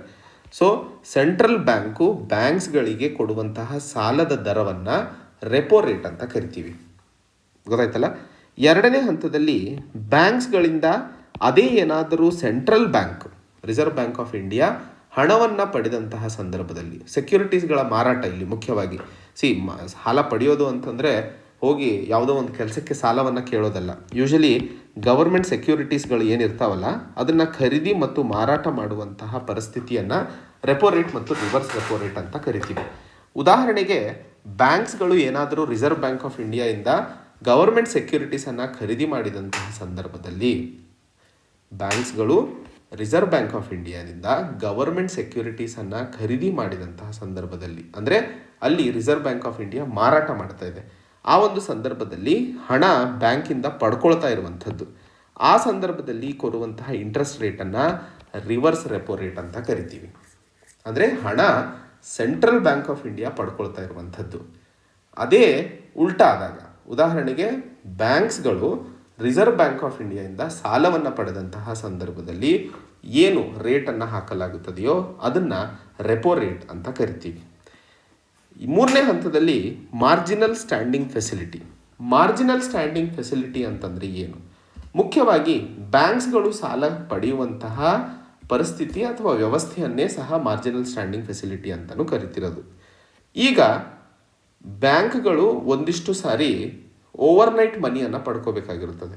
ಅಂದರೆ ಆ ದಿನ ಮಾಡಿದಂತಹ ವ್ಯವಹಾರದ ಸಂದರ್ಭದಲ್ಲಿ ಅವರ ಹತ್ರ ಯಾವುದೇ ಹಣ ಉಳ್ಕೊಳ್ಳದೇ ಇರುವಂತಹ ಕಾರಣಕ್ಕೆ ಸಡನ್ನಾಗಿ ಸಾಲ ಬೇಕಾದಂತಹ ಸಂದರ್ಭದಲ್ಲಿ ಅವರು ಆ ಬ್ಯಾಂಕ್ನ net demand liabilities, net time NDTL ಅಂತ ಕರಿತೀವಿ, ನೆಟ್ ಡಿಮಾಂಡ್ ಆ್ಯಂಡ್ ಟೈಮ್ ಲಯಬಿಲಿಟೀಸ್ನ 1% ಹಣವನ್ನು ರಿಸರ್ವ್ ಬ್ಯಾಂಕ್ ಆಫ್ ಇಂಡಿಯಾದಿಂದ ರೆಪೋ ರೇಟ್ಗಿಂತಲೂ 1% ಹೆಚ್ಚಿನ ಇಂಟ್ರೆಸ್ಟ್ ರೇಟ್ ಮೇಲೆ ಹಣವನ್ನು ಪಡ್ಕೊಳ್ಳುವಂತಹ ವ್ಯವಸ್ಥೆಯನ್ನು ಮಾರ್ಜಿನಲ್ ಸ್ಟ್ಯಾಂಡಿಂಗ್ ಫೆಸಿಲಿಟಿಯನ್ನು ಮಾಡ್ತಾ ಇರುವಂಥದ್ದು. ನೆನಪಾಯ್ತಾ? ಇಲ್ಲಿ ಗೊತ್ತಾಯ್ತಲ್ಲ.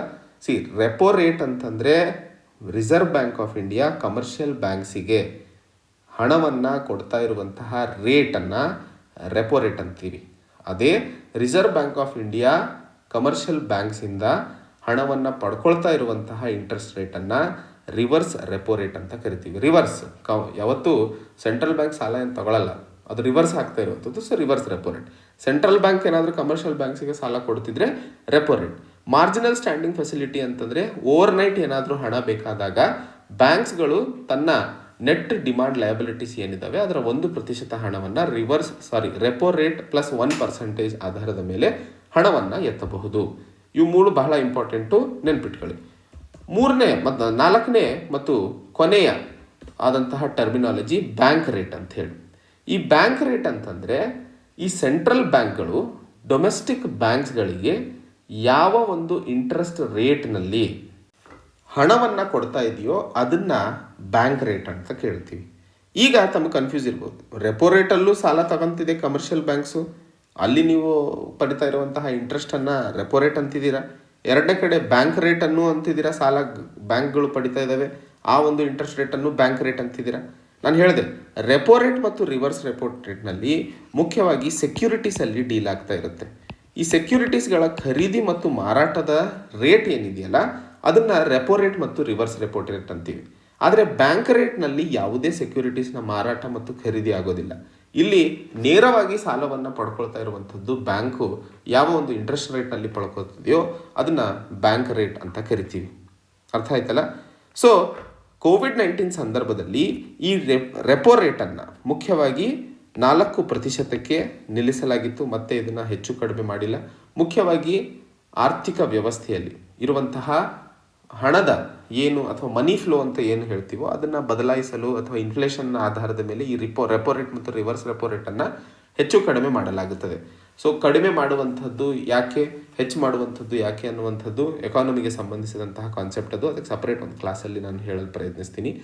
Repo rate, reverse repo rate ಮುಖ್ಯವಾಗಿ ಗವರ್ಮೆಂಟ್ ಸೆಕ್ಯೂರಿಟೀಸನ್ನು ಖರೀದಿ ಮತ್ತು ಮಾರಾಟ ಬ್ಯಾಂಕ್ ಮತ್ತು ರಿಸರ್ವ್ ಬ್ಯಾಂಕ್ನ ನಡುವೆ ಆಗುವಂಥದ್ದು. ಬ್ಯಾಂಕ್ ರೇಟ್ ಅಂದರೆ ನೇರವಾಗಿ ಸಾಲವನ್ನು ಪಡೆಯುವಂಥದ್ದು. ರೆಪೋ ರೇಟನ್ನು 4% ಇಡಲಾಗಿತ್ತು. ಮಾರ್ಜಿನಲ್ ಸ್ಟ್ಯಾಂಡಿಂಗ್ ಫೆಸಿಲಿಟಿ ಮತ್ತು ಬ್ಯಾಂಕ್ ರೇಟನ್ನು 4.25% ರಿಸರ್ವ್ ಬ್ಯಾಂಕ್ ಆಫ್ ಇಂಡಿಯಾ ನಿಲ್ಲಿಸಿತ್ತು. ರಿವರ್ಸ್ ರೆಪೋ ರೇಟನ್ನು 3.35% ನಿಲ್ಲಿಸಲಾಗಿತ್ತು. ಇಲ್ಲಿ ಇನ್ನೊಂದು ಇಂಪಾರ್ಟೆಂಟ್ ಪಾಯಿಂಟ್ ನೆನ್ಪಿಟ್ಕೋಬೇಕು, ಯಾವಾಗಲೂ ರಿವರ್ಸ್ ರೆಪೋ ರೇಟ್ಗಿಂತಲೂ ಕಡಿಮೆ ಇರುತ್ತದೆ ಅನ್ನುವಂಥದ್ದನ್ನು ಸಹ ಇಲ್ಲಿ ಸ್ಟೇಟ್ಮೆಂಟ್ ವೈಸ್ ನೆನ್ಪಿಟ್ಕೊಳ್ಳಿ. ಬಹಳ ಇಂಪಾರ್ಟೆಂಟ್ ಆಗಿರುವಂತಹ ಕಾನ್ಸೆಪ್ಟ್ ಇದಾಗಿತ್ತು RBI ಕೈಗೊಂಡಿರುವಂತಹ ಕ್ರಮಗಳ ಬಗ್ಗೆ ಸಂಬಂಧಿಸಿದಂತೆ. ಮುಂದಿನ ಹಂತದಲ್ಲಿ ತಮಗೆಲ್ಲ ಗೊತ್ತಿರೋ ಹಾಗಿದ್ರೆ ಭಾರತದ ಆರ್ಥಿಕ ವ್ಯವಸ್ಥೆಯಲ್ಲಿ ಇನ್ನೊಂದು ಅತಿ ಮುಖ್ಯವಾದಂತಹ ಪ್ರಯತ್ನ ವ್ಯಾಕ್ಸಿನೇಷನ್ಗೆ ಸಂಬಂಧಿಸಿದಂತಾಗಿತ್ತು. ಈ ವ್ಯಾಕ್ಸಿನೇಷನ್ಗೆ ಸಂಬಂಧಿಸಿದಂತೆ ಸ್ಟ್ಯಾಟಿಸ್ಟಿಕ್ಸನ್ನು ನೋಡಬೇಕು ಅಂದರೆ ಇವತ್ತು ದೇಶದಲ್ಲಿ 88 ಕೋಟಿ ಜನರಿಗೆ ಮಿನಿಮಮ್ 1 ಡೋಸನ್ನು ಕೊಟ್ಟಿರುವಂಥದ್ದು ಹಾಗೂ 66 ಕೋಟಿ ಜನರಿಗೆ 2 ಡೋಸೇಜನ್ನು ಕೊಟ್ಟಿರುವಂಥದ್ದು. ಮುಂದಿನ ದಿನಗಳಲ್ಲಿ ಆದಷ್ಟು ಬೇಗ ಭಾರತದಲ್ಲಿ ಎಲ್ಲ ವ್ಯಾಕ್ಸಿನೇಷನನ್ನು ಪೂರ್ಣಗೊಂಡಂತಹ ಸಂದರ್ಭದಲ್ಲಿ ನಾವು ಆರ್ಥಿಕ ವ್ಯವಸ್ಥೆಯನ್ನು ಮತ್ತೆ ಮರುಕಳಿಸಲು ಸಾಧ್ಯವಾಗುತ್ತದೆ ಅನ್ನುವಂಥದ್ದನ್ನು ಹೇಳ್ತಾ ಇರುವಂಥದ್ದು. ಹಿಂದಿನ ಸ್ಲೈಡ್ಸ್ಗಳಲ್ಲಿ ನಾವು ಕರೆಂಟ್ ಅಕೌಂಟ್ ಬ್ಯಾಲೆನ್ಸ್ ಆಫ್ ಪೇಮೆಂಟ್ನ ಬಗ್ಗೆ ಮಾತಾಡಿದ್ವಿ. ಅದರಲ್ಲಿ ಸಂಕ್ಷಿಪ್ತವಾಗಿ ಎಕ್ಸ್ಪೋರ್ಟ್ಸ್ ಮತ್ತು ಇಂಪೋರ್ಟ್ ಅಥವಾ ಆಮದು ಮತ್ತು ರಫ್ತಿಗೆ ಸಂಬಂಧಿಸಿದಂತೆ ಯಾವ ರೀತಿಯಲ್ಲಿ ನಾವು ಈ ಒಂದು ಬ್ಯಾಲೆನ್ಸ್ ಶೀಟನ್ನು ಅಂದರೆ ಕರೆಂಟ್ ಅಕೌಂಟ್ಸ್ ಡೆಫಿಸಿಟ್ ಅಥವಾ ಕರೆಂಟ್ ಅಕೌಂಟ್ ಸರ್ಪ್ಲಸನ್ನು ಡಿಸೈಡ್ ಮಾಡ್ತೀವಿ ಅನ್ನುವಂತಹ ವಿಷಯಕ್ಕೆ ಸಂಬಂಧಿಸಿದಂತೆ ಮಾತಾಡಿದ್ವಿ. ಈ ಕರೆಂಟ್ ಅಕೌಂಟ್ ಅಥವಾ ಬ್ಯಾಲೆನ್ಸ್ ಆಫ್ ಪೇಮೆಂಟ್ಗೆ ಸಂಬಂಧಿಸಿದಂತೆ ಮಾತಾಡಿದಾಗ ನಾವು ಫಾರೆಕ್ಸ್ ರಿಸರ್ವ್ಸ್ ಬಗ್ಗೆ ಮಾತಾಡ್ತೀವಿ. ಯಾಕೆ ಅಂತಂದರೆ ಎಷ್ಟು ದೊಡ್ಡ ಮಟ್ಟದಲ್ಲಿ ಭಾರತದ ಫಾರಿನ್ ಎಕ್ಸ್ಚೇಂಜ್ ರಿಸರ್ವ್ಸ್ ಹೆಚ್ಚಾಗುತ್ತದೆಯೋ ಅದು ನಮ್ಮ ಕರೆಂಟ್ ಅಕೌಂಟ್ ಅಥವಾ ಬ್ಯಾಲೆನ್ಸ್ ಆಫ್ ಪೇಮೆಂಟಿಗೆ ಅನುಕೂಲವಾಗುತ್ತದೆ. ಈಗ 2021 ನವೆಂಬರ್ ತಿಂಗಳಷ್ಟೊತ್ತಿಗೆ ಭಾರತದ ಫಾರಿನ್ ಎಕ್ಸ್ಚೇಂಜ್ ರಿಸರ್ವ್ಸ್ ಪ್ರಪಂಚದಲ್ಲೇ 4ನೇ ಸ್ಥಾನವನ್ನು ಪಡ್ಕೊಂಡಿತ್ತು. ಅಂದರೆ ಮೊದಲನೇ ಸ್ಥಾನವನ್ನು ಚೈನಾ, 2ನೇ ಸ್ಥಾನವನ್ನು ಜಪಾನ್, 3ನೇ ಸ್ಥಾನವನ್ನು ಸ್ವಿಟ್ಜರ್ಲೆಂಡ್ ಪಡ್ಕೊಂಡಿದ್ದರೆ 4ನೇ ಸ್ಥಾನವನ್ನು ಭಾರತ ಪಡ್ಕೊಂಡಿದೆ ಫಾರಿನ್ ಎಕ್ಸ್ಚೇಂಜ್ ರಿಸರ್ವ್ಸಿಗೆ ಸಂಬಂಧಿಸಿದಂತೆ. ಬಹಳ ಇಂಪಾರ್ಟೆಂಟ್ ಆಗಿರುತ್ತದೆ, ನೆನ್ಪಿಟ್ಕೊಳ್ಳಿ.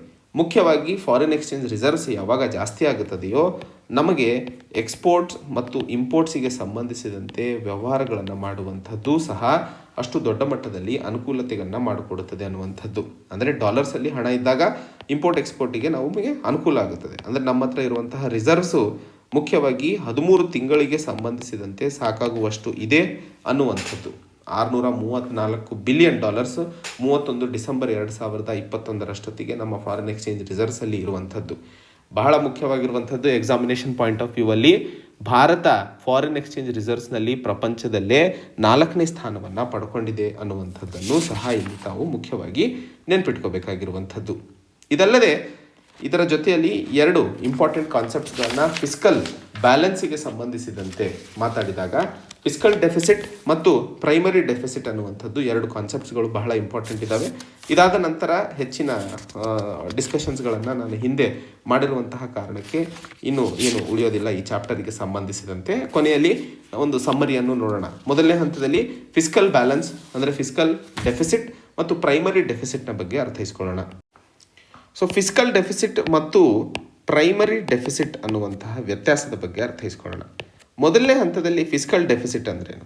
ಒಂದು ವರ್ಷದಲ್ಲಿ ಆಗುವಂತಹ ಆರ್ಥಿಕ ಆದಾಯ ಮತ್ತು ಖರ್ಚನ್ನು ನೋಡಿದಂತಹ ಸಂದರ್ಭದಲ್ಲಿ ನಾವು ಫಿಸ್ಕಲ್ ಡೆಫಿಸಿಟನ್ನು ಕಾಣ್ತೀವಿ. ಡೆಫಿಸಿಟ್ ಅಂತಂದರೆ ನಮಗೆ ಆದಾಯ ಕಡಿಮೆ ಇದ್ದು ಖರ್ಚು ಹೆಚ್ಚಾದಂತಹ ಸಂದರ್ಭದಲ್ಲಿ ಡೆಫಿಸಿಟ್ ಅಂತೀವಿ ಅಂತ ಹೇಳಿದ್ದೆ. ಹಾಗೂ ಆದಾಯ ಹೆಚ್ಚಿದ್ದು ಖರ್ಚು ಕಡಿಮೆ ಇದ್ದಂತಹ ಸಂದರ್ಭದಲ್ಲಿ ಸರ್ಪ್ಲಸ್ ಅಂತ ಕರಿತೀವಿ. ಸೊ ಫಿಸ್ಕಲ್ ಸರ್ಪ್ಲಸ್ ಭಾರತ ಯಾವಾಗಲೂ ಇಲ್ಲದೆ ಇರುವಂತಹ ಕಾರಣಕ್ಕೆ ಫಿಸ್ಕಲ್ ಡೆಫಿಸಿಟ್ ಅನ್ನುವಂತಹ ಕಾನ್ಸೆಪ್ಟ್ ಅಂತ ಮಾತಾಡ್ತೀವಿ ಹೆಚ್ಚಿಗೆ. ಫಿಸ್ಕಲ್ ಡೆಫಿಸಿಟ್ ಅಂತಂದರೆ ಭಾರತಕ್ಕೆ ಆಗುವಂತಹ ಒಟ್ಟು ಆದಾಯ ಮತ್ತು ಖರ್ಚನ್ನು ತೆಗೆದಂತಹ ಸಂದರ್ಭದಲ್ಲಿ ನಾವು ಏನು ನೆಗೆಟಿವ್ ಬ್ಯಾಲೆನ್ಸನ್ನು ಕಾಣ್ತಾ ಇದ್ದೀವಿ ಅದನ್ನು ಫಿಸ್ಕಲ್ ಡೆಫಿಸಿಟ್ ಅಂತ ಕರಿತೀವಿ. ಈಗ ಈ ಆದಾಯ ಮತ್ತು ಖರ್ಚಿನ ತಂದಾಗ ಸ್ಯಾಲ್ರೀಸ್ ಕೊಡೋದಾಗಿರ್ಬೋದು, ಕ್ಯಾಪಿಟಲ್ ಇನ್ವೆಸ್ಟ್ಮೆಂಟ್ ಆಗಿರ್ಬೋದು, ಸಬ್ಸಿಡಿಯನ್ನು ಕೊಡುವಂಥದ್ದಾಗಿರ್ಬೋದು, ಇವೆಲ್ಲ ಬರ್ತವೆ.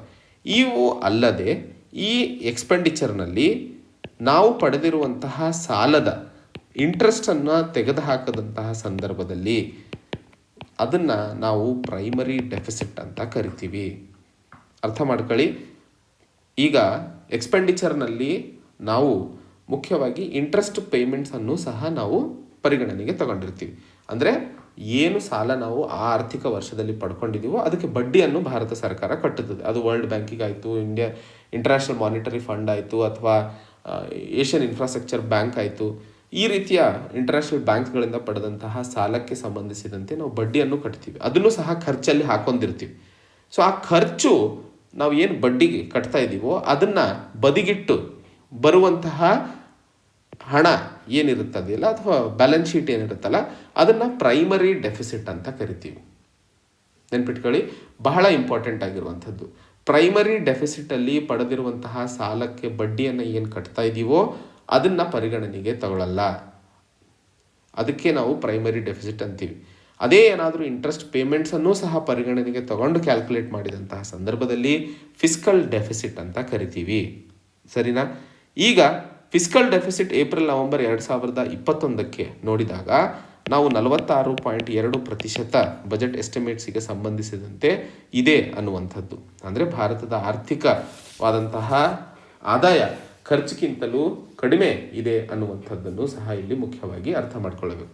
ಇದು ಹೆಚ್ಚಾಗಲು ಮುಖ್ಯ ಕಾರಣ ನಾನು ಹೇಳಿದೆ, ಭಾರತ ಸರ್ಕಾರ ಎಕ್ಸ್ಪ್ಯಾನ್ಷನರಿ ಪಾಲಿಸಿ ಅಂದರೆ ಹೆಚ್ಚಿಗೆ ಕನ್ಸ್ಟ್ರಕ್ಷನ್ ಕ್ಷೇತ್ರದಲ್ಲಿ ಇನ್ವೆಸ್ಟ್ಮೆಂಟ್ ಮಾಡಿರೋದ್ರಿಂದ ಪ್ರೈವೇಟ್ ಕನ್ಸಂಪ್ಷನ್ ಕಡಿಮೆಯಾಗಿ ಭಾರತ ಸರ್ಕಾರದ ಖರ್ಚು ಹೆಚ್ಚಾಗಿರುವಂತಹ ಕಾರಣಕ್ಕೆ ಈ ಒಂದು ಫಿಸ್ಕಲ್ ಡೆಫಿಸಿಟ್ ಹೆಚ್ಚಾಗಿದೆ ಅನ್ನುವಂಥದ್ದನ್ನು ಸಹ ಇಲ್ಲಿ ಮುಖ್ಯವಾಗಿ ಅರ್ಥ ಮಾಡಿಕೊಳ್ಳಬೇಕು.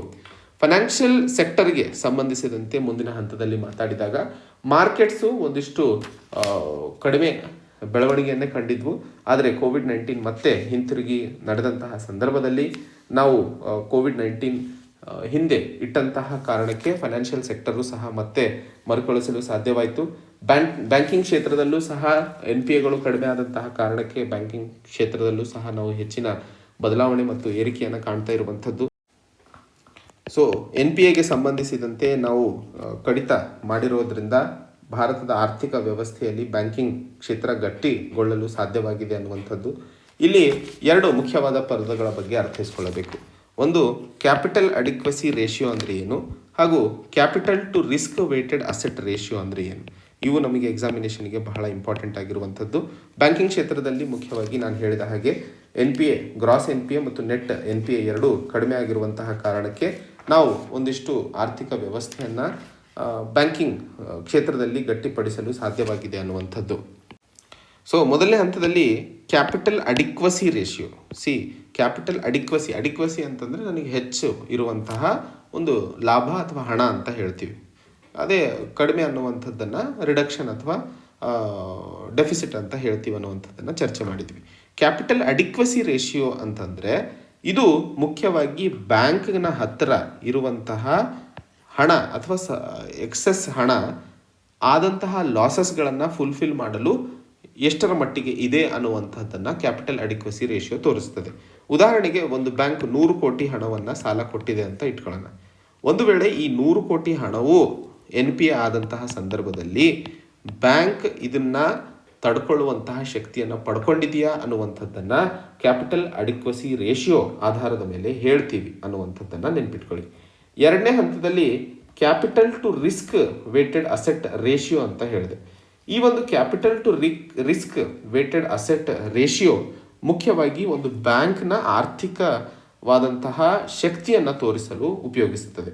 ಅಂದರೆ ಬ್ಯಾಂಕು ಎಷ್ಟು ಹಣವನ್ನು ಲೋನಾಗಿ ಕೊಟ್ಟಿದೆ, ಅದರಲ್ಲಿ ಎಷ್ಟು ಪ್ರತಿಶತ ಹಣ ರಿಸ್ಕಿ ಇದೆ ಅನ್ನುವಂಥದ್ದನ್ನು ತಿಳ್ಕೊಳ್ಳಲು ಇಲ್ಲಿ ಉಪಯೋಗಕರವಾಗುವಂಥದ್ದು. ಸೊ ಕ್ಯಾಪಿಟಲ್ ಅಡಿಕ್ವಸಿ ರೇಷಿಯೋ ಬೇರೆ, capital to risk weighted asset ratio ಬೇರೆ. ಅರ್ಥ ಆಯ್ತಲ್ಲ?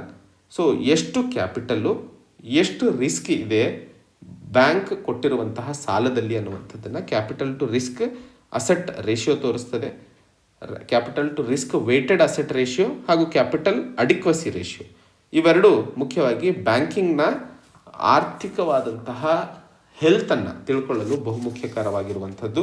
ಆ ಒಂದು ನಿಟ್ಟಿನಲ್ಲಿ capital to risk weighted asset ratio 15.84% 16.54% ಏರಿಕೆ ಆಗಿರುವಂಥದ್ದನ್ನು ನಾವು ಕಂಡಿರುವಂಥದ್ದು 2020 ಮತ್ತು 2021 ನಡುವೆ.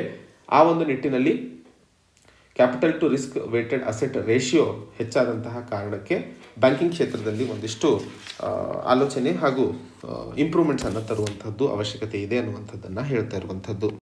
ಮುಂದಿನ ಹಂತದಲ್ಲಿ ಸಪ್ಲೈ ಸೈಡ್ ಕನ್ಸ್ಟ್ರೈನ್ಸ್ಗಳ ಬಗ್ಗೆ ನಾವು ಕೋವಿಡ್-19ನಿಂದಾಗಿ ಆದಂತಹದ್ದರ ಬಗ್ಗೆ ಹಿಂದೆನೇ ಚರ್ಚೆ ಮಾಡಿದ್ವಿ. ಒಂದು ಗ್ಲೋಬಲ್ ಇನೋವೇಷನ್ ಅಥವಾ ಗ್ಲೋಬಲ್ ಇನ್ಫ್ಲೇಷನನ್ನು ಕಾಣ್ತಾ ಇರುವಂಥದ್ದು. ಶಿಪ್ಪಿಂಗ್ ಇಂಡಸ್ಟ್ರಿಯಲ್ಲಿ ಇರುವಂತಹ ವೆಸಲ್ಸ್ಗಳ ಸಂಖ್ಯೆ ಕಡಿಮೆ ಆಗಿರುವಂಥದ್ದು ಹಾಗೂ ವೆಹಿಕಲ್ ರಿಜಿಸ್ಟ್ರೇಷನ್ಸ್ಗಳು ಕಡಿಮೆ ಆಗುವಂತಹ ಮೂಲ ಕಾರಣ ಸೆಮಿಕಂಡಕ್ಟರ್ ಇಂಡಸ್ಟ್ರಿ ಅಥವಾ ಸೆಮಿಕಂಡಕ್ಟರ್ ಚಿಪ್ಸ್ಗಳ ಬಳಕೆ ಅಥವಾ ಡಿಮಾಂಡ್ ಪೂರೈಕೆ ಆಗದೇ ಇರುವಂತಹ ಕಾರಣಕ್ಕೆ ಇವತ್ತು ಸೆಮಿಕಂಡಕ್ಟರ್ ಇಂಡಸ್ಟ್ರಿ ಮುಖ್ಯವಾಗಿ ಆಟೋಮೊಬೈಲ್ ಇಂಡಸ್ಟ್ರಿಯಲ್ಲಿ 4.7% ವ್ಯಾಲ್ಯೂ ಅಡಿಷನನ್ನು ಮಾಡ್ತಾ ಇರುವಂತಹ ಕಾರಣಕ್ಕೆ ಪ್ಯಾಸೆಂಜರ್ ವೆಹಿಕಲ್ಸ್ಗಳ ಸೇಲ್ 13% ಇಳಿಕೆ ಆಗಿರುವಂಥದ್ದು. ಸೊ ಈ ಸೆಮಿಕಂಡಕ್ಟರ್ ಇಂಡಸ್ಟ್ರಿ ಮುಖ್ಯವಾಗಿ ಆದಷ್ಟು ಬೇಗ ಅಂದರೆ ಸಡನ್ನಾಗಿ ನಾವು ಸರಿಪಡಿಸಲು ಸಾಧ್ಯವಾಗೋದಿಲ್ಲ. ಯಾಕೆ ಅಂತಂದರೆ ಸೆಮಿಕಂಡಕ್ಟರ್ ಇಂಡಸ್ಟ್ರಿಯಲ್ಲಿ ಮಾಡುವಂತಹ ಹೂಡಿಕೆ, ಆ ಹೂಡಿಕೆಯಿಂದ ಔಟ್ಪುಟ್ಟನ್ನು ತರಬೇಕು ಅಂತಂದರೆ ಅದಕ್ಕೆ ಒಂದಿಷ್ಟು ಸಮಯ ಹೆಚ್ಚಿಗೆ ಬೇಕಾಗಿರುವಂತಹ ಕಾರಣಕ್ಕೆ ಬಹಳ ಸದ್ಯದ ದಿನಗಳಲ್ಲಿ ಈ ಸೆಮಿಕಂಡಕ್ಟರ್ ಇಂಡಸ್ಟ್ರಿಯನ್ನು ಸರಿಪಡಿಸಲು ಸಾಧ್ಯವಾಗದೇ ಇರುವಂತಹ ಸನ್ನಿವೇಶಗಳು ಎದುರಿರುವಂತಹ ಕಾರಣಕ್ಕೆ ವೆಹಿಕಲ್ ರಿಜಿಸ್ಟ್ರೇಷನ್ ಅಥವಾ ಆಟೋಮೊಬೈಲ್ ಇಂಡಸ್ಟ್ರಿಗೆ ಸಂಬಂಧಿಸಿದಂತಹ ಸಮಸ್ಯೆ ಇನ್ನೊಂದಷ್ಟು ದಿನಗಳ ಕಾಲ ಮುಂಸಾಗಲಿದೆ ಅನ್ನುವಂಥದ್ದು. ಯಾಕಂದರೆ ಸೆಮಿಕಂಡಕ್ಟರ್ ಇಂಡಸ್ಟ್ರಿಯಲ್ಲಿ ಒಂದು ಹಣ ಹೆಚ್ಚು ಇನ್ವೆಸ್ಟ್ ಮಾಡೋದಲ್ಲದೆ ಇನ್ನೊಂದು ಕಡೆ 6 ರಿಂದ 9 ತಿಂಗಳು ಆ ಇಂಡಸ್ಟ್ರಿಯನ್ನು ಬೆಳವಣಿಗೆಗೆ ಬೇಕಾಗಿರುತ್ತದೆ. ಬೆಳವಣಿಗೆ ಆದಂತಹ ಸಂದರ್ಭದಲ್ಲಿ 18 ರಿಂದ 20 ವಾರಗಳು ಬೇಕು ಒಂದು ಪ್ರೊಡಕ್ಷನ್ ಸೈಕಲ್ ಕಂಪ್ಲೀಟ್ ಆಗಬೇಕು ಅಂದರೆ. ಸೊ ಈ ರೀತಿಯ ಸನ್ನಿವೇಶಗಳು ಎದುರಿಗೆ ಇದ್ದಂತಹ ಸಂದರ್ಭದಲ್ಲಿ ಸೆಮಿಕಂಡಕ್ಟರ್ ಚಿಪ್ಸಿಗೆ ಸಂಬಂಧಿಸಿದಂತಹ ಸಮಸ್ಯೆಯನ್ನು ಇಷ್ಟು ಬೇಗ ಸರಿಪಡಿಸಲು ಸಾಧ್ಯವಿಲ್ಲ ಅನ್ನುವಂಥದ್ದು. ಹಾಗೂ ಶಿಪ್ಪಿಂಗ್ ಕಂಟೈನರ್ಸ್ ಅಥವಾ ಕಂಟೈನರ್ಸ್ಗಳ ಒಂದು ಶಾರ್ಟೇಜ್ ಇರುವಂತಹ ಕಾರಣಕ್ಕೆ ಅಂತಾರಾಷ್ಟ್ರೀಯ ವ್ಯಾಪಾರದ ಬೆಲೆಯೂ ಹೆಚ್ಚಾದಂತಹ ಪರಿಸ್ಥಿತಿಯನ್ನು ನಾವು ಕಾಣ್ತಾ ಇದ್ದೀವಿ. ಅದಕ್ಕೆ ಸಂಬಂಧಿಸಿದಂತೆ ಮುಂದಿನ ದಿನಗಳಲ್ಲಿ ಹೇಗೆ ಸಮಸ್ಯೆಗಳನ್ನು ಪರಿಹರಿಸಲು ಸಾಧ್ಯವಾಗುತ್ತದೆ ಅನ್ನುವಂಥದ್ದನ್ನು ಅರ್ಥೈಸಿಕೊಳ್ಳಬೇಕು. ಇದಲ್ಲದೆ ಕೋವಿಡ್-19ನಿಂದಾಗಿ ಹೆಚ್ಚಿನ ಹೊಸ ತಂತ್ರಜ್ಞಾನಗಳು ಎದುರಿಗೆ ಬಂದಂತಹ ಸಂದರ್ಭದಲ್ಲಿ ಗವರ್ಮೆಂಟ್ ರೆಗ್ಯುಲೇಷನ್ಸ್ ಮತ್ತು ರಿಫಾರ್ಮ್ಸ್ಗಳನ್ನು ತರುವಂತಹ ಅವಶ್ಯಕತೆ ಇರುವಂಥದ್ದು. ಇದಲ್ಲದೆ ಏನೆಲ್ಲ ಸಪ್ಲೈ ಸೈಡ್ ಡಿಸ್ಟ್ರಪ್ಷನ್ಸ್ಗಳನ್ನು ಕಾಣ್ತಿದ್ದೀವಿ ಆ ಒಂದು ವಿಷಯಕ್ಕೆ ಸಂಬಂಧಿಸಿದಂತೆ ಭಾರತ ಸರ್ಕಾರ ಕೆಲಸ ಮಾಡುವ ಅವಶ್ಯಕತೆ ಇದೆ ಅನ್ನುವಂಥದ್ದು. ಸೊ ಇದು ಮೊದಲನೇ ಚಾಪ್ಟರ್ನಲ್ಲಿ ಮುಖ್ಯವಾಗಿ ನಾವು ತಿಳ್ಕೋಬೇಕಾಗಿರುವಂತಹ ಒಂದಿಷ್ಟು ವಿಷಯಗಳಿಗೆ ಸಂಬಂಧಿಸಿದಂತಹ ಮಾಹಿತಿಯಾಗಿತ್ತು. ಅಂತ್ಯದಲ್ಲಿ ಸಮರಿಯನ್ನು ನೋಡೋಣ. ಇವತ್ತು ನಾವು ತಿಳ್ಕೊಂಡಂತಹ ಚಾಪ್ಟರ್ನಿಂದಾಗಿ ಕಲಿಬೇಕಾದಂತಹ ವಿಷಯಗಳಿಗೆ ಸಂಬಂಧಿಸಿದಂತಹ ಚರ್ಚೆ. ಮೊದಲನೇ ಹಂತದಲ್ಲಿ ಗ್ರಾಸ್ ಡೊಮೆಸ್ಟಿಕ್ ಪ್ರಾಡಕ್ಟನ್ನು 9.2%ದಲ್ಲಿ 2021-22 ಆರ್ಥಿಕ ವರ್ಷದಲ್ಲಿ ಬೆಳವಣಿಗೆಯನ್ನು ಕಾಣಲಿದ್ದೇವೆ ಅನ್ನುವಂಥದ್ದು. 2020-21ರಲ್ಲಿ 7.3% ಹಿನ್ನಡೆತೆಯನ್ನು ಕಂಡಿದ್ವಿ. ಅಂದರೆ ಮತ್ತೆ ನಾವು ಬೆಳೀತಾ ಇದ್ದೀವಿ ಅನ್ನುವಂಥದ್ದನ್ನು ಅರ್ಥೈಸ್ಕೊಳ್ಳಬೇಕಾಗಿರುವಂಥದ್ದು. ಎರಡನೇ ಹಂತದಲ್ಲಿ 2022-23ರಲ್ಲಿ ಮುಖ್ಯವಾಗಿ ವ್ಯಾಕ್ಸಿನ್ನ ಕವರೇಜ್ ಹೆಚ್ಚಾದಂತಹ ಕಾರಣಕ್ಕೆ ಹಾಗೂ ಭಾರತ ಸರ್ಕಾರ ಸಪ್ಲೈ ಸೈಡ್ ರಿಫಾರ್ಮ್ಸನ್ನು ತರ್ತಾ ಇರುವಂಥದ್ದು. ಇದಲ್ಲದೆ ಒಂದಿಷ್ಟು ಕ್ಯಾಪಿಟಲ್ ಸ್ಪೆಂಡಿಂಗನ್ನು ಹೆಚ್ಚು ಮಾಡ್ತಾ ಇರುವಂತಹ ಕಾರಣಕ್ಕೆ ನಮ್ಮ GDP ಗ್ರೋತ್ ರೇಟ್ ಇನ್ನೂ ಹೆಚ್ಚಾಗಲಿದೆಯೇ ಹೊರತು ಕಡಿಮೆ ಆಗಲ್ಲ ಅನ್ನುವಂಥದ್ದನ್ನು ಹೇಳ್ತಾ ಇರುವಂಥದ್ದು. ಭಾರತದ GDP 2022-23ಕ್ಕೆ 8ರಿಂದ 8.5% ಬೆಳವಣಿಗೆಯನ್ನು ಕಾಣಲಿದೆ ಅನ್ನುವಂಥದ್ದನ್ನು ಅಂದಾಜಿಸಲಾಗ್ತಾ ಇರುವಂಥದ್ದು. ಹಾಗೆ ಈ ಒಂದು ಬೆಳವಣಿಗೆಯನ್ನು ಕಾಣಬೇಕು ಅಂತಂದರೆ ಮತ್ತೆ ಯಾವುದೇ ಕೋವಿಡ್ ಇನ್ಫೆಕ್ಷನನ್ನು ಕಾಣಬಾರ್ದು. ಯಾಕಂದರೆ ಒಮಿಕ್ರಾನ್ ಅಂತ ಆಯಿತು, ಮುಂದೆ ನಿಯೋಕೋವ್ ಅನ್ನುವಂಥದ್ದು ಇನ್ನೊಂದು ಹೊಸದು ಬರುತ್ತಾ ಅನ್ನುವಂತಹ ಭಯಗಳು. ಇದಲ್ಲದೆ ಶಿಪ್ಪಿಂಗ್ ಕಂಟೈನರ್ಸ್ ಅಥವಾ ಏನು ಡಿಸ್ರಪ್ಷನ್ಸ್ಗಳು ಇದ್ವು ಅದನ್ನು ಸರಿಪಡಿಸುವಂಥದ್ದು. ಹಾಗೂ ಆಯಿಲ್ ಪ್ರೈಸಸ್, ಯಾಕಂದರೆ ಪ್ರತಿ ಬ್ಯಾರಲಿಗೆ $70ರಿಂದ $75 ಇದ್ದಂತಹ ಸಂದರ್ಭದಲ್ಲಿ ನಾವು ಆರ್ಥಿಕ ಬೆಳವಣಿಗೆಯನ್ನು ಈ ಒಂದು ರೇಟ್ನಲ್ಲಿ ಕಾಣಲು ಸಾಧ್ಯವಾಗುತ್ತದೆ ಅನ್ನುವಂಥದ್ದು. ಹಾಗೆ ಇಂಟರ್ನ್ಯಾಷನಲ್ ಮಾನಿಟರಿ ಫಂಡ್ ಒಂದು ರಿಪೋರ್ಟನ್ನು ಜಾರಿ ಮಾಡುತ್ತದೆ. ಅದು ವರ್ಲ್ಡ್ ಎಕನಾಮಿಕ್ ಔಟ್ಲುಕ್ ಅಂತ ಕರಿತೀವಿ. ಬಹಳ ಇಂಪಾರ್ಟೆಂಟು, ಎಕ್ಸಾಮ್ನಲ್ಲಿ ಕೇಳುವ ಸಾಧ್ಯತೆಗಳಿದ್ದಾವೆ. ಇದು ಹೇಳಿದ ಹಾಗೆ ಭಾರತ 2021-22ರಲ್ಲಿ 9% ಬೆಳವಣಿಗೆ, 2022 ಮತ್ತು 23ರಲ್ಲೂ ಸಹ 9% ಬೆಳವಣಿಗೆ, 23-24ರಲ್ಲಿ 7.1% ಬೆಳವಣಿಗೆಯನ್ನು ಕಾಣಲಿದೆ ಅನ್ನುವಂಥದ್ದನ್ನು ಹೇಳಿತ್ತು. ಅಂದರೆ ಅಂದಾಜು ಮಾಡಿದೆ ಅನ್ನುವಂಥದ್ದನ್ನು ಸಹ ಇಲ್ಲಿ ನಾವು ನೆನ್ಪಿಟ್ಕೊಳ್ಳಿ. International monetary fund world economic output ರಿಪೋರ್ಟ್ನಲ್ಲಿ ಹೇಳಿದ ಹಾಗೆ 2021-22ರಲ್ಲಿ 9%, 2022-23ರಲ್ಲಿ 9% ಹಾಗೂ 2023-24ರಲ್ಲಿ 7.1% ಬೆಳವಣಿಗೆಯನ್ನು ಕಾಣಲಿದೆ ಅನ್ನುವಂತಹ ಅಂದಾಜುಗಳನ್ನು ಹೇಳ್ತಾ ಇರುವಂಥದ್ದು. ಸೊ ಇವತ್ತಿನ ಸಂಚಿಕೆಯಲ್ಲಿ ಮುಖ್ಯವಾಗಿ ಭಾರತದ ಆರ್ಥಿಕ ವ್ಯವಸ್ಥೆಯಲ್ಲಿರುವಂತಹ ವಿವಿಧ ಕ್ಷೇತ್ರಗಳಲ್ಲಿ ನಡೀತಾ ಇರುವಂತಹ ಕೆಲಸಗಳಿಗೆ ಸಂಬಂಧಿಸಿದಂತಹ ಚರ್ಚೆಯಾಗಿತ್ತು. ಮುಂದಿನ ಸಂಚಿಕೆಯಲ್ಲಿ ಮತ್ತೆ ಹೊಸ ಸಂಚಿಕೆಯೊಂದಿಗೆ ಒಂದು ಹೊಸ ವಿಷಯದೊಂದಿಗೆ ಭೇಟಿಯಾಗೋಣ. ಅಲ್ಲಿಯವರೆಗೆ ತಮ್ಮ ಆರೋಗ್ಯವನ್ನು ಚೆನ್ನಾಗಿ ಕಾಪಾಡಿ, ಚೆನ್ನಾಗಿ ಓದಿ ಅಂತ ಹೇಳ್ತಾ ಈ ಒಂದು ಸಂಚಿಕೆಯನ್ನು ಇಲ್ಲಿಗೆ ಮುಗಿಸ್ತೇನೆ. ಮತ್ತೆ ಭೇಟಿಯಾಗೋಣ. ಅಲ್ಲಿಯವರೆಗೆ ಜೈ ಹಿಂದ್, ಜೈ ಕರ್ನಾಟಕ.